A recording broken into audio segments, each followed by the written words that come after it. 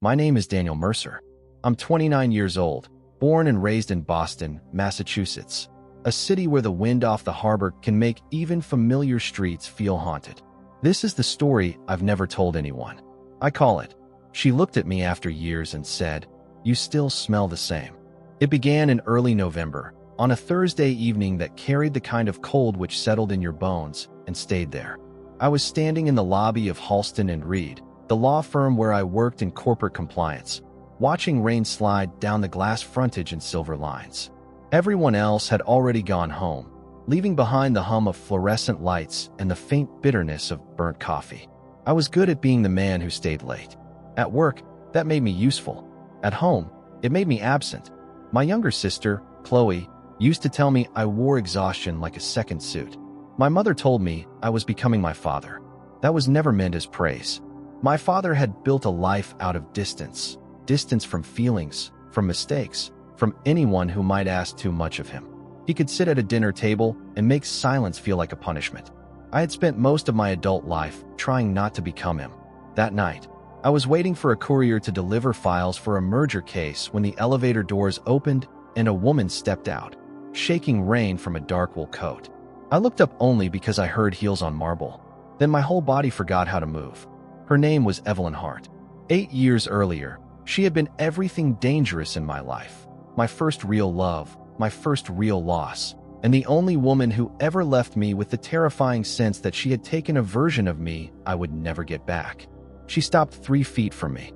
Her hair was shorter now, grazing her jaw in soft, dark waves. Her face had changed in the smallest possible ways, the kind that come not from age, but from having survived things quietly. She looked more composed, sharper, like grief had polished her instead of breaking her. I stood there holding a folder so tightly the edges cut into my palm. "Daniel," she said. No one had said my name like that in years. Softly, like it still belonged to her mouth. "Evelyn," she smiled, but only with one side of her mouth. "I was starting to think you wouldn't recognize me. That was never going to happen." There was a pause then, thin, strange, electric. Rain ticked against the glass behind us. Somewhere upstairs, a printer started and stopped. She took one small step closer. And then, with a look that was almost disbelieving, almost wounded, she said, "You still smell the same." It should have been absurd. Instead, it hit me harder than if she'd slapped me. Same cedar cologne, same laundry soap, same winter air trapped in wool. For one suspended second, I was 21 again, standing in a cramped kitchen in Cambridge while she leaned into my neck and laughed because she said she could always find me in a crowd without looking. I swallowed. That's a strange thing to say after 8 years. Her eyes held mine. "You're the one who taught me that smell is memory." I didn't remember teaching her that. I remembered kissing her under a bridge near the Charles River.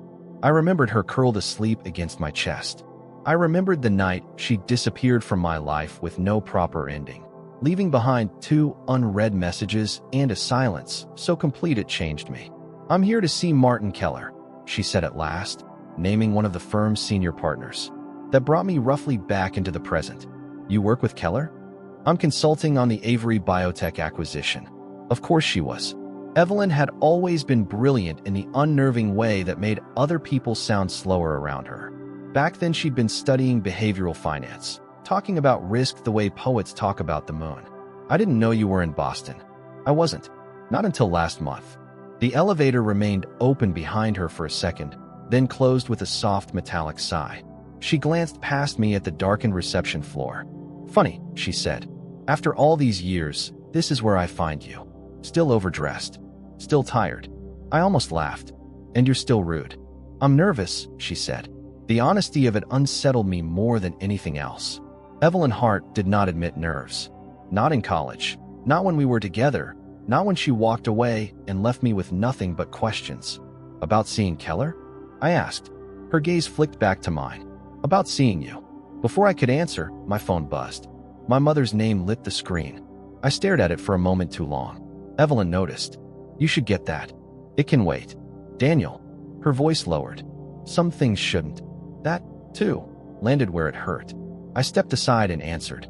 My mother sounded thin and tired. My father had collapsed at home. Not dead, not dying, but not well. They were at St. Elizabeth's. Chloe was on her way. I needed to come. When I hung up, the lobby felt smaller. My father's in the hospital, I said. Evelyn's face changed instantly. All the wit went out of it. Is he okay? I don't know. I'll come with you. The answer came too quickly. No. Her expression closed a little. Daniel, you don't get to walk back into my life and show up at my family crisis like nothing happened. The words were harsher than I intended, but once they were there, I couldn't take them back. For a moment, she looked as if I'd touched an old bruise. Then she nodded once. That's fair. I should have left it there. I should have walked out, gotten in a cab, and kept the past where I had spent 8 years trying to bury it. Instead, I heard myself say, "Why did you leave?" The rain seemed louder all at once. Her eyes held mine, and what I saw in them was not guilt exactly, but fear. Ancient fear. The kind someone carries like a secret illness. Keller didn't tell you? She asked quietly. Tell me what? She looked past me, toward the closed offices and the shadows pooled under glass doors. Then she said, Your father did. I felt something cold move through my chest. What are you talking about? Her jaw tightened. Go to the hospital, Daniel. Be with your family. If you still want the truth after that, come to Harbor Street. Number 14. I'm staying there for a few weeks. You expect me to just... I expect, she said, and now her voice trembled for the first time, that once you know what he did, you'll understand why I had to disappear. Before I could stop her, before I could ask another question, Martin Keller appeared at the far end of the corridor calling her name. Evelyn stepped back. For 1 second it seemed like she might say something else, something softer, something final. But she only gave me that same unreadable look and walked away in the direction of the light. I stood there until she vanished behind the glass conference doors. Then I went to see my father, carrying with me the one thing I had feared more than losing Evelyn in the first place.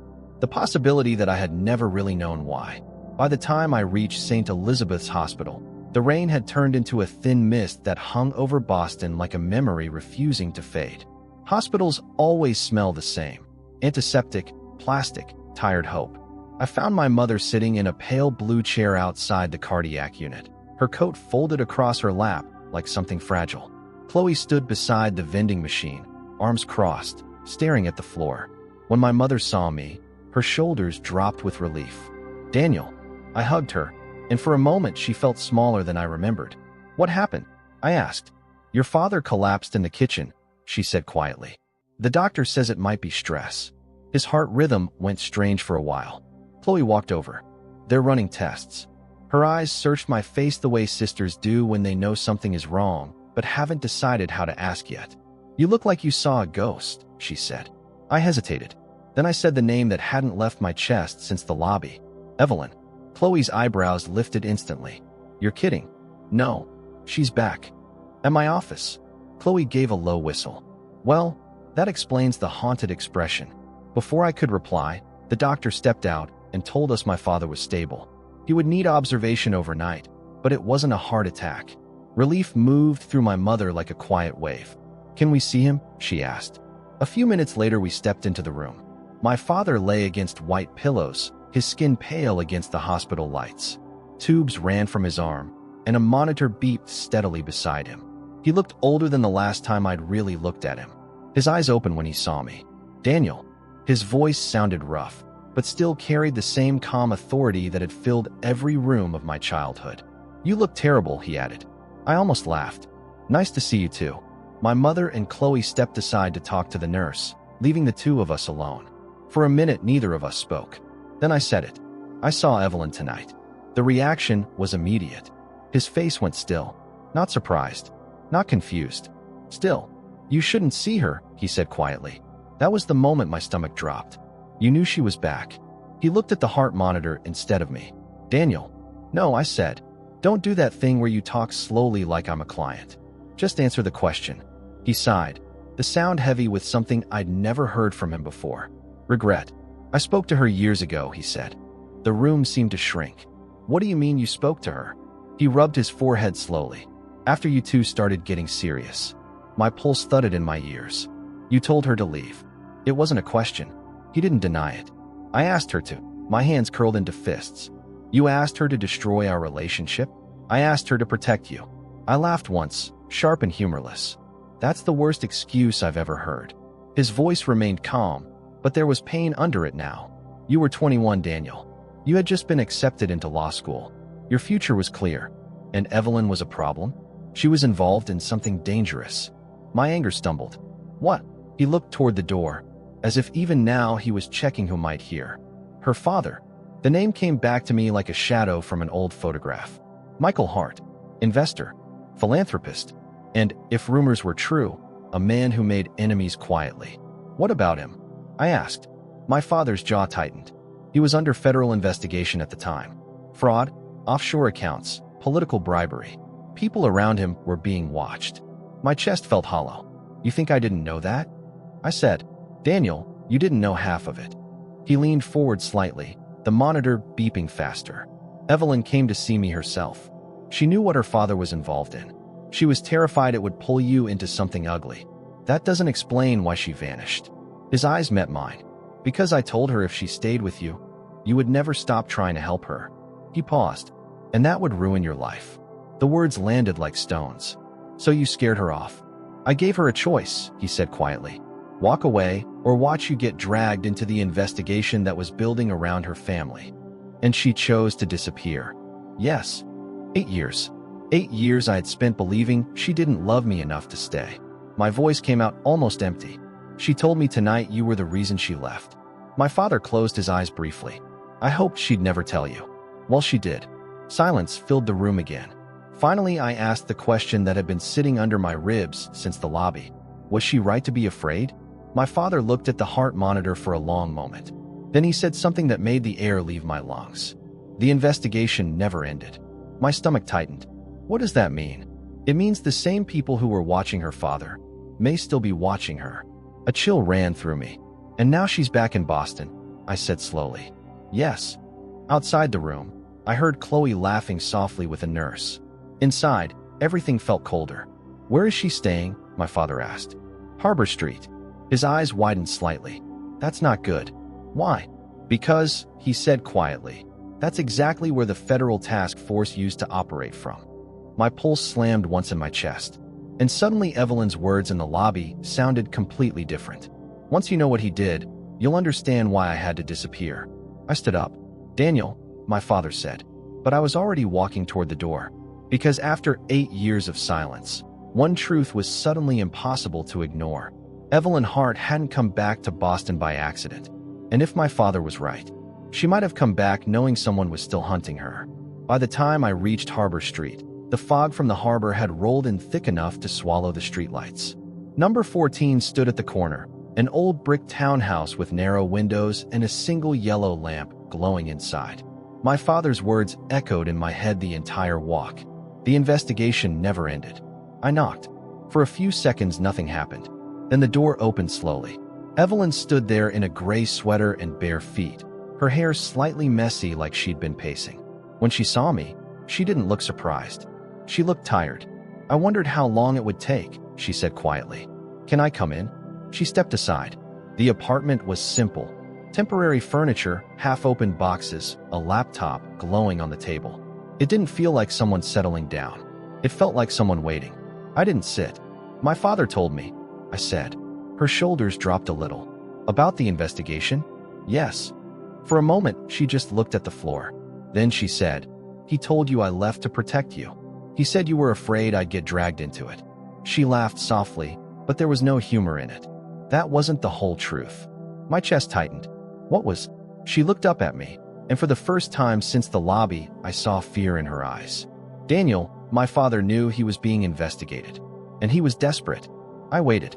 He started using people around him to hide things. Money, accounts, documents. My stomach sank. And one of those people was you, she said. The room went silent. What? You didn't know it, she said quickly. But he routed a shell investment through the student legal fund you were working with in college. I felt like the floor had shifted. That's impossible. You were studying corporate law, Daniel. Your name on those documents made everything look legitimate. Pieces of old memories flashed through my mind. Papers I signed without thinking, a scholarship fund I helped organize. Your father discovered it, she said softly. He realized if the investigation exploded, you could be implicated. And you left so I wouldn't look connected to you. Yes. 8 years. 8 years of believing she had simply walked away. Why come back now? I asked. She walked to the window and looked out into the fog. Because the investigation finally moved again, she said. Federal prosecutors reopened the case last month. My pulse quickened, and I've been helping them. I stared at her. You're working with the government? I've been cooperating for years, she said quietly. But the final evidence, it's here in Boston. Why Harbor Street? Her eyes met mine. Because the task force used to operate here.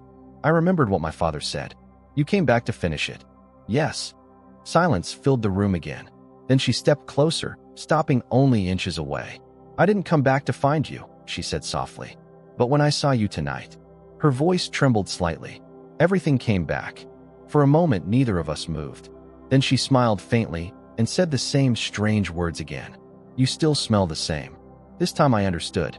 Not the cologne, the memory, the past, the version of me she once trusted. I hated you for leaving, I admitted quietly. I know. But now, I shook my head. I think you saved me.